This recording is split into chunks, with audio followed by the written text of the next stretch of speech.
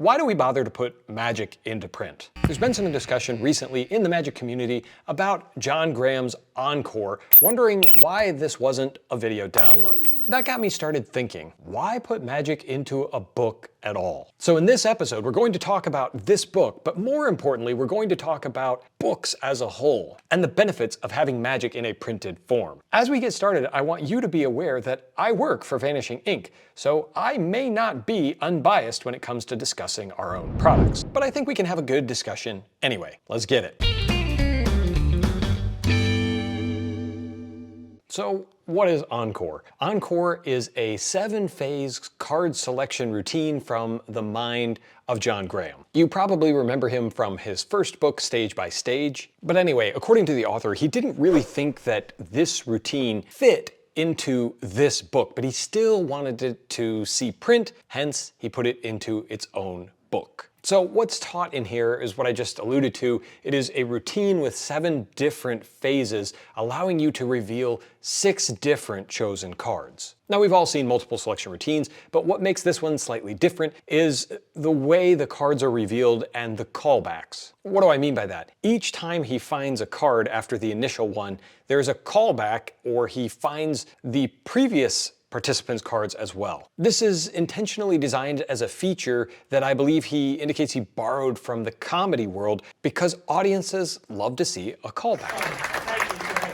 This is a hardback book without a slipcase, but it's only 35 pages, hence the questions that have come up about why this wasn't just a video download. Let's dive into that topic, but before we do, let's take a brief commercial interruption from the sponsor of this week's episode.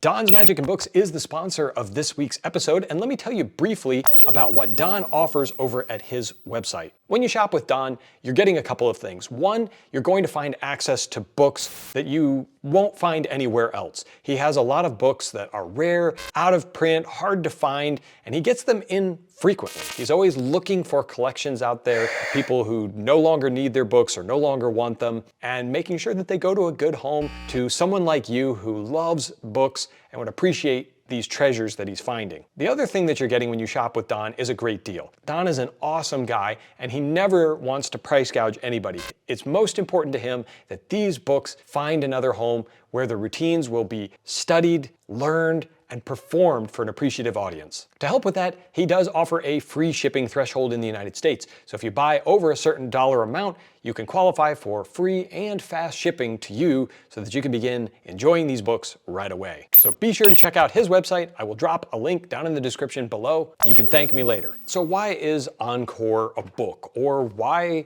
do we put magic in print in general? Although visual magic is great and we love seeing how a routine might play in front of an L&L audience, videos just don't convey the same amount of information that a book does. Often when it's a video, the person fires up the camera, presses record, and whatever their stream of consciousness comes up with to say, they might have a rough outline, but there's not always going to be all of the details that you want to see. If you're going to describe it on paper, you have to carefully explain nuances and details that will help the reader conquer the routine and prepare to share that magic with their audiences. In the case of Encore, the author has put a lot of thought into the different sleights and techniques that you'll need to deploy to make the routine work, and he teaches them in here. You'll learn a lot of moves in here like controls, reveals, etc. And he's also giving you the details about where you can find the original techniques. Speaking of other books and references, it brings me to my next point about why we put magic into print. Books engage your brain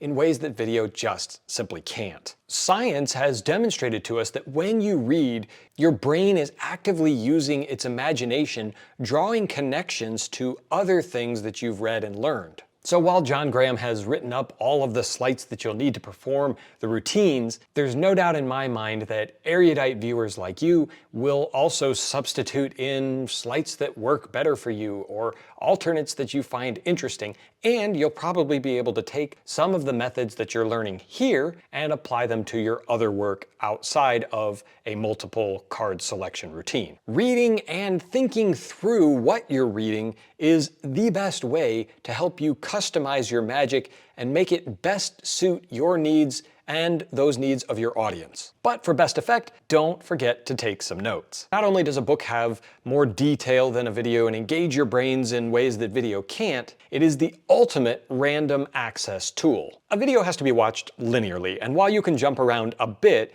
you're more or less stuck watching forward or backward from where you are right now.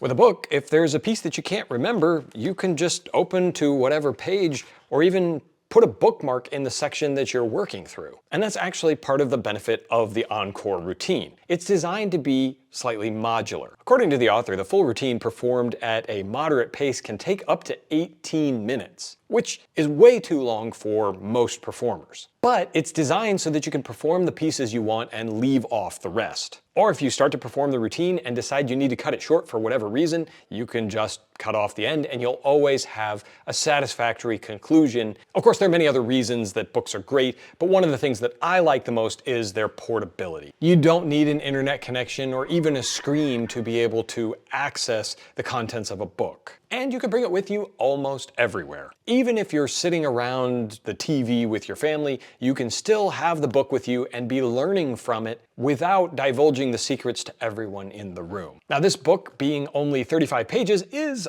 ultimately portable because it's not very big. But I think you will learn a really great routine from these pages. Let's talk about how this book lives up to the expectations of a magic book and how you might know if it's for you. As far as skill level, you don't have to be super technical to be able to perform this routine. Most of the sleights or methods used are pretty simple. In fact, I think probably the hardest part of the entire video might be remembering the techniques for all of the phases, given that it is a fairly lengthy routine and it keeps building on top of itself. However, as I previously mentioned, you can use 1, 2, 3, or however many sections of the bigger effect that you want and just cut off the rest. Now, I want to point out it's not exactly mix and match because each one of these tricks within the bigger routine sets up for the next one. So you can't use, say, 1 and 4, but you could do 1, 2 and cut off the rest, or 1, 2, and 3 and not perform the rest of the routine. And as I already referenced as well, you don't need to be a knucklebuster to be able to perform these.